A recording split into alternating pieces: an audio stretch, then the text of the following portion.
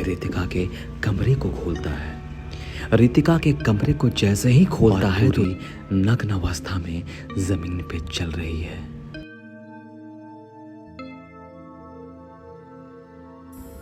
ये घटना एक साधारण फैमिली के बीच हुई थी। ये कहानी रितिका की है, जिसके साथ ये दर्दनाक घटना हुई थी। रितिका अपने परिवार की सबसे छोटी बेटी थी। रितिका बहुत ही शांत स्वभाव और खुश रहने वाली लड़की थी। रितिका के परिवार में कुल 8 सदस्य थे। पापा मम्मी, 2 भाई, 1 दीदी और दादा दादी थे। बेबी होने की वजह से रितिका की बड़ी दीदी मायके में ही थी, क्योंकि उसके पति विदेश में रहते थे और अकेले थे।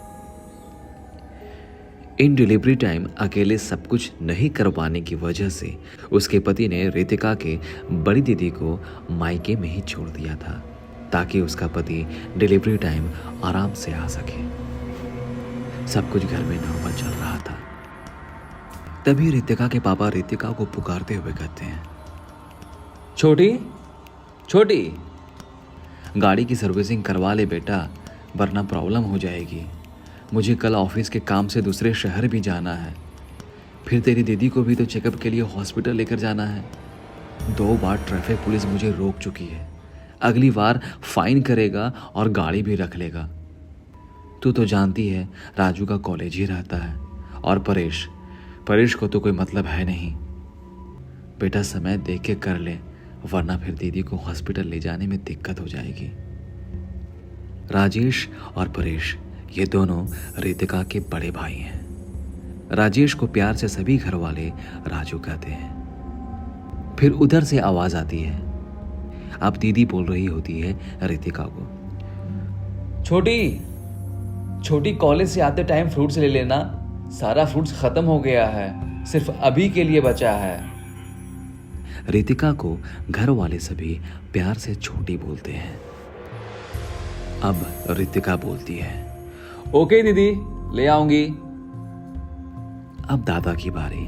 फिर दादा भी अपनी परेशानी बताते हुए कहते हैं, छोटी मेरे चश्मे का फ्रेम टूट गया है, आज बनवा दे बेटा, कब से बोल रहा हूं। रितिका बोलती है, अरे दादाजी। अच्छा लाओ आप, आज मैं ठीक करवा दूंगी।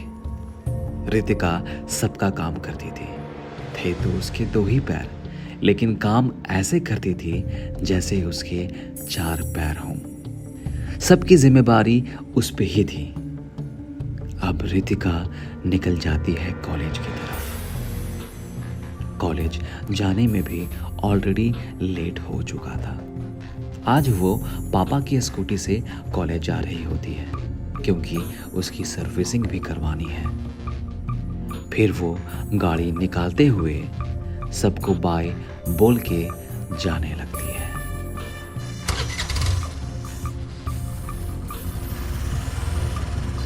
और निकल जाती है कॉलेज की तरफ। रितिका का एक बॉयफ्रेंड भी था। उसका नाम अविनाश था। ये भी रितिका के जैसा ही था। वही नेचर और वही सोच, सबको साथ लेकर चलने वाला। अविनाश आज कुछ ज़्यादा नाराज होता है, क्योंकि करीब आधे घंटे से अविनाश बस स्टॉप पे वेट कर रहा था। अविनाश रोज पास के बस स्टॉप पे वेट करता है और रितिका के आने के बाद साथ में कॉलेज निकल जाता है। एक्चुअली अविनाश 10 किलोमीटर दूर से आता है और लास्ट स्टॉपेज गुड़ चौक है, इसलिए वो वहीं रुका रहता है और रितिका के आने का वेट करता है। गुड़ चौक रितिका के घर और कॉलेज के बीच पड़ता है, जहां सारी बस रुकती है। अविनाश वेट इसलिए करता है ताकि बातचीत करते कॉलेज निकल जाए। अब आती है रितिका स्टॉप पे। अब अविनाश नाराज रहता है और नाराज और गुस्सा साथ रहते हुए कहता है, आज कौन सा बहाना है बताओ। तब रितिका बोलती है, सॉरी सॉरी बेबी, कुछ काम में फंस गई थी, सॉरी सॉरी। और हल्की सी नाराज़गी के बाद अविनाश नॉर्मल हो जाता है और कहता है, कोई बात नहीं, तुम बताओ नाश्ता किया तुमने?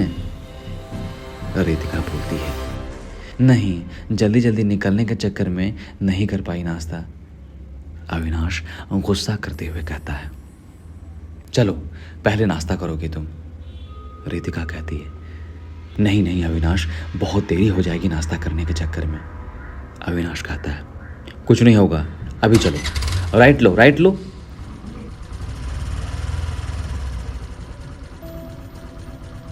फिर अविनाश रितिका को नाश्ता करवाता है।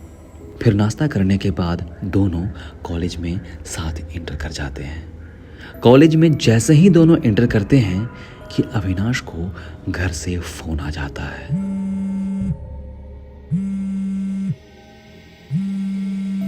अविनाश फोन उठाता है। रितिका उस समय साथ में होती है। पता चलता है कि अविनाश की माँ की तबीयत बहुत खराब हो गई है, उन्हें डॉक्टर के पास ले जाना होगा। अब अविनाश क्या करे? अविनाश तो कॉलेज में था। अविनाश को उसी समय घर की तरफ निकलना पड़ता है। रितिका बेचारी उदास हो जाती है, लेकिन क्या करे, अविनाश की माँ बीमार थी, उसे तो जाना ही था।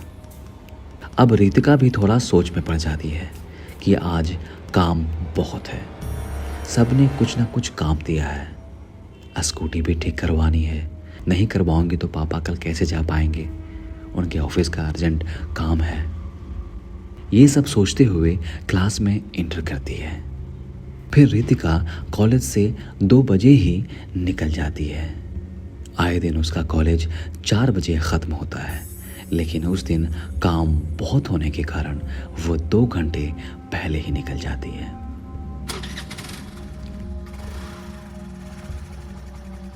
अब वो मार्केट जाती है और सबसे पहले दादाजी का चश्मा ठीक करवाती है। चश्मा ठीक करवाने के दौरान उसे भूख लग जाती है। सबसे पहले तो वो कुछ खाती है, उसके बाद फ्रूट्स खरीदने लगती है कि अचानक पेमेंट करते समय उसका यूपीआई काम नहीं करने लगता है। अब उसे 10 मिनट वहाँ वेट करना पड़ता है। फिर पेमेंट करके वो निकल जाती है गाड़ी की सर्विसिंग करवाने। क्लीनिंग पॉइंट पहुंचते पहुंचते उसे 4:30 बज जाता है। फिर सर्विसिंग वाले से बात करती है तो बोलता है, मैडम 3 या 3.5 घंटे तो लग जाएंगे, क्योंकि ऑलरेडी 5 गाड़ियां कतार में लगी हैं, तो वेट तो करना होगा। तो कहा जाता है ना, जब प्रॉब्लम आती है तो चारों तरफ से आती है। अब रितिका भी असमंजस में पड़ जाती है और सोचने लगती है, क्या करूं क्या ना करूं, ज़रूरी भी है करवाना। तभी वो सोचती है, क्यों ना मैं इतनी देर अविनाश के घर चली जाऊं, उसकी मम्मी से भी मिल लूंगी और समय भी बीत जाएगा। ये सोचते ही वो अविनाश को फ़ोन लगाती है। अविनाश, मैं तुम्हारे घर आ रही हूँ, आंटी कैसी हैं? मिलने आ रही हूँ।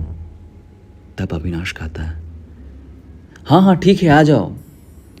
जब तुम महेंद्र डेयरी के पास पहुंचना तो मुझे कॉल कर लेना, क्योंकि आने में प्रॉब्लम होगी तुम्हें। महेंद्र डेयरी अविनाश के घर का एक नियर बाय पॉइंट है। अब रितिका पहुंच जाती है अविनाश के घर।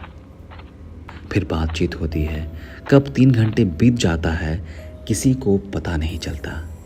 फिर अविनाश रितिका को ऑटो बैठाता है और रितिका फिर पहुंच जाती है सर्विसिंग पॉइंट के पास। जब पहुंचती है तो देखती है अभी 1 घंटे और लगेगा। रितिका पूरा गुस्सा हो जाती है। वो सर्विसिंग वाले को बहुत बात करती है, गुस्सा करती है। अंत में वो रितिका को गाड़ी 8 बजे रात को देता है। रात बहुत हो गई थी और अचानक जोर की आंधी और बारिश भी होने लगी थी। रितिका अब क्या करे ये सोचने लगती है कि इसी बीच में घर से फोन आने लगता है। पापा पूछ रहे होते हैं, कहाँ हो बेटा, जल्दी आ जाओ, बहुत जोर की बारिश हो रही है, जल्दी आ जाओ, सब कुछ हो गया ना, जल्दी आओ बेटा, सभी वेट कर रहे हैं तुम्हारा। रितिका बोलती है, आ रही हूँ पापा। अब रितिका सोचती है, अगर बारिश का रुकने का वेट किया तो बहुत देरी हो जाएगी, इसलिए अंत में वो फैसला लेती है और बारिश में ही निकल जाती है।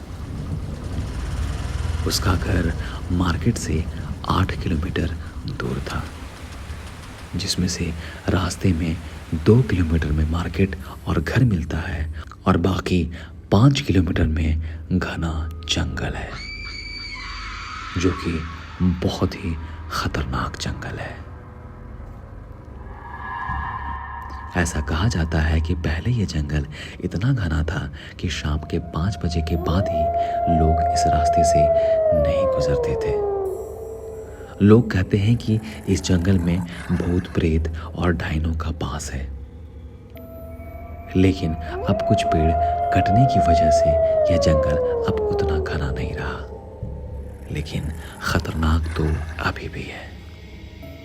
उस जंगल के रास्ते में एक 3 मोड़ चौक है, जहां अक्सर एक्सीडेंट होता रहता है।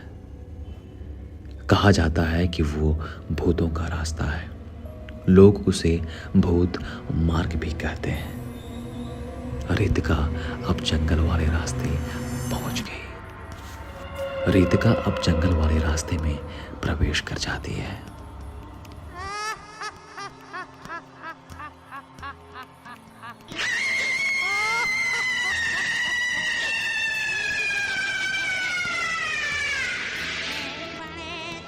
रात के 9 बज चुके थे। उस रास्ते में 6 बजे के बाद ना तो ज्यादा गाड़ियां दिखती है, ना ही लोग। इस समय के बाद वो रास्ता पूरा सुनसान हो जाता है। रितिका अपने रास्ते जा रही थी। अचानक उसे जंगल से किसी की चीख की आवाज सुनाई देती है। रितिका थोड़ा घबरा जाती है।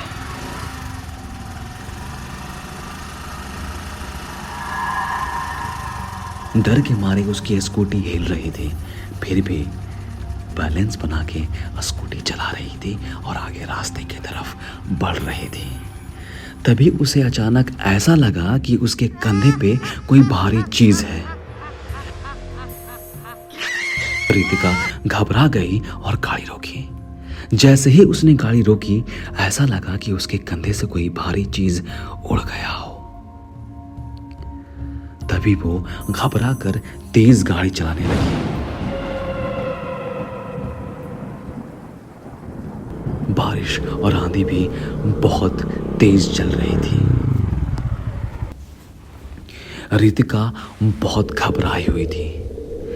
अचानक उसके स्कूटी के सामने 4 सरकटे आदमी सामने आ गया, जिसके पैरों से खून बह रहा था। हाथ के नाखून बड़े बड़े, उसके गर्दन से खून की धारा बह रही थी।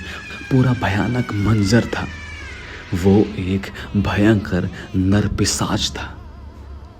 जैसे ही वो चारों सामने आया, स्कूटी लिए रितिका बहुत जोर से गिर गई। रितिका के सर में बहुत जोर चोट लगी और उसका एक हाथ फ्रैक्चर कर गया। उसका एक हाथ काम ही नहीं कर रहा था। वो चारों पिशाच ने रितिका को चारों तरफ से घेर लिया था। रितिका जल्दी जल्दी अपना फोन निकालने लगी और फोन करने लगी, लेकिन जैसे ही उसने फोन निकाला, उस पिशाच ने फोन छीन लिया। जैसे ही फोन को छीना कि मार्केट साइड से एक कार आ रही थी। उस कार में सभी साधु संत थे जो बनारस से आ रहे थे। ये साधु संत भजन कीर्तन के लिए बगल के गांव ही जा रहे थे। तभी उन सभी साधु की नज़र उस रास्ते पे गिरी लड़की पे पड़ी और जैसे ही उन सबकी नज़र पड़ी, सबने गाड़ी रोक दी। और सभी साधु तुरंत गाड़ी से निकले और रितिका को उठा लिया और अपनी गाड़ी में बिठा लिया। उसके बाद सब कुछ पूछने लगे, कहाँ रहती हो, कहाँ घर है, सब कुछ। कि अचानक जैसे ही सभी साधुओं ने गाड़ी आगे बढ़ाई कि सभी पिशाच ने गाड़ी को चारों तरफ से घेर लिया था और गाड़ी को आगे बढ़ने ही नहीं दे रहे थे। उसी समय एक योगी ने ऐसी दिव्य दृष्टि डाली कि वो सभी नरपिशाच अचानक भागने लग गए। कोई तुरंत भस्म हो गया। फिर सभी साधुओं ने रितिका को अधमरी अवस्था में घर पहुंचाया।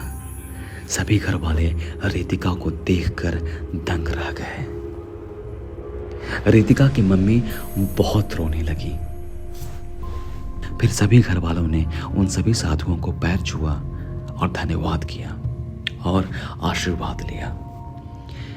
फिर सभी साधुओं ने सभी परिवार को कीर्तन में शामिल होने के लिए आमंत्रित भी किया और फिर चले गए।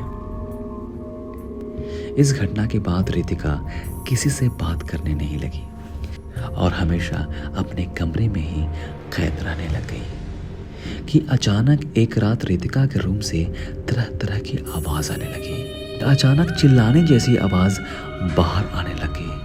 चिल्लाहट इतनी जोर से थी कि सभी घर वाले जाग गए। जब उसके रूम जाकर देखा तो रितिका अपने बेड पे थी ही नहीं, वो खिड़की से कूद रही थी। जैसे ही रितिका के भाई ने पकड़ना चाहा, वो खिड़की से कूद चुकी थी और जंगल की तरफ जाने लगी। सभी लोग चिल्लाने लगे, छोटी छोटी, बट छोटी किसी की सुन नहीं रही थी। फिर तुरंत सभी नीचे भाग कर गए। जैसे ही गए, रितिका के पिता ने जोर से चिल्ला के बुलाया, छोटी छोटी छोटी। रितिका इतने गुस्से के साथ मुड़ी, ऐसा लगा जैसे उसकी आंखें गुस्से से बाहर निकल जाएगी। लगा जैसे अपनी आंखों से ही सबको मार देगी। उसका चेहरा पूरा लाल, आंखें जैसे बाहर निकल जाएगी। बहुत ही डरावनी लग रही थी रितिका। सभी घर वाले काफी डर गए थे। माँ तो वहीं रोने लगी और कहने लगी, ये क्या हो गया, मेरी छोटी, मेरी रितिका को क्या हो गया, और फूट फूट कर रोने लगी। सभी घर वालों की आंखों में भी आंसू आ गए थे। तभी क्या देखते हैं कि कुछ दूर जाते ही रितिका बेहोश होकर गिर जाती है। सभी लोग दौड़ के रितिका के पास गए और रितिका को उठाकर घर के अंदर ले आए। फिर कल होकर रितिका के पापा ने एक ब्राह्मण को बुलाने की सोची। वो ब्राह्मण आता है, फिर रितिका के कमरे को खोलता है तो देखता है कि रितिका के हाथ पैर मुड़े हुए हैं, सारे कपड़े फटे हुए हैं और पूरी नग्न अवस्था में जमीन पे चल रही है। ये देखते ही ब्राह्मण थोड़ा डर जाता है, लेकिन जैसे ही पूजा का अक्षत उस भूत पे डालता है, वो रितिका का भूत उस ब्राह्मण को उठाकर पटक देता है। फिर दोबारा हिम्मत करते हुए ब्राह्मण उठता है और फिर उस पूजा का अक्षत उस भूत पे फेंकता है। जैसे ही फेंकता है, वो बेहोश होकर गिर जाती है।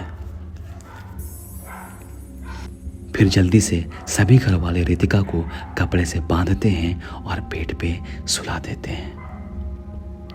तभी रितिका के घर वाले सोचते हैं, क्यों ना उन साधुओं को बुलाया जाए जिन्होंने रितिका को घर पहुंचाया था। फिर उसके पापा उन सभी साधुओं के पास जाते हैं और इन सब के बारे में बताते हैं। तो वो साधु कहते हैं, ठीक है, हम सभी शाम को आएंगे। जैसे ही वो सभी साधु घर में प्रवेश करते हैं तो समझ जाते हैं बहुत बुरा साया है इस घर में। फिर उन सभी साधुओं ने घर वालों को कुछ सामग्रियां इकट्ठा करने को कहा और नीचे आंगन में ही सारी पूजा की व्यवस्था करने को कहा और केवल रितिका के रूम के दरवाजे को खोल देने का आदेश दिया। उस दिन अविनाश भी अचानक घर पहुंच गया था, क्योंकि बहुत दिनों से रितिका कॉलेज नहीं आई थी। जब अविनाश इन सब के बारे में सुना तो बहुत परेशान और रोने जैसा हो गया। फिर अब आई पूजा की बारी। पूजा स्टार्ट हो गया था।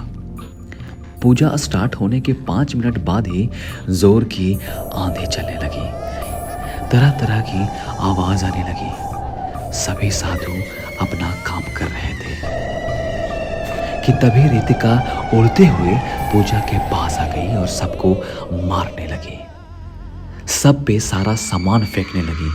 तभी एकदम अचानक से रितिका बहुत तड़पने लगी। सबने देखा कि रितिका के बॉडी पे अजीब हलचल होने लगी। रितिका पूरा कांपने लगी और ऊपर जाने लगी।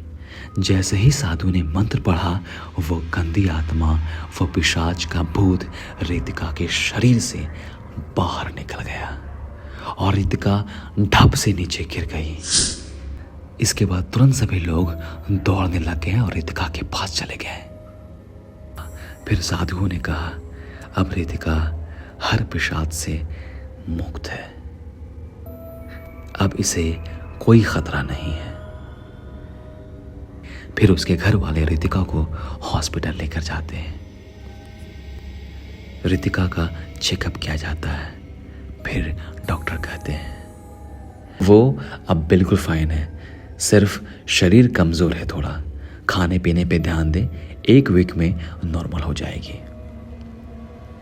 और फिर कुछ दिन बाद रितिका बिल्कुल ठीक हो जाती है। फिर उन्हीं साधुओं द्वारा पूरे घर में पूजा और शुद्धिकरण कराया जाता है। अब रितिका बिल्कुल ठीक है। अब रितिका कॉलेज टाइम से जाती है और 5 बजे के पहले घर आ जाती है। अब हर रोज अविनाश रितिका को घर छोड़ने आता है। फिर कुछ समय बाद रितिका की जॉब लग जाती है और फिर उसके कुछ साल बाद रितिका की शादी अविनाश से हो जाती है। अब दोनों काफी खुश हैं और अच्छे से जी रहे हैं।